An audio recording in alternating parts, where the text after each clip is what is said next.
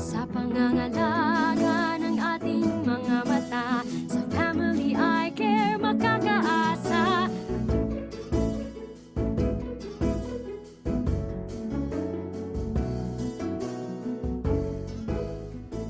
Hello mga kamag-anak!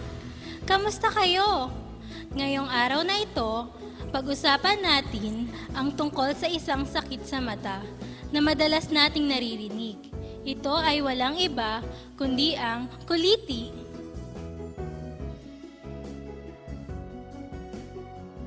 Ang kuliti ay ang pagluluha ng mga mata kasabay ang maliit at masakit na bukol sa loob o labas ng ating eyelids.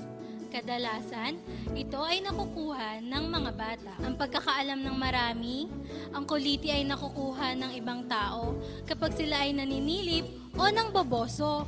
Hindi po totoo yan. Kung may simptomas ng kuliti, kumonsulta agad sa doktor.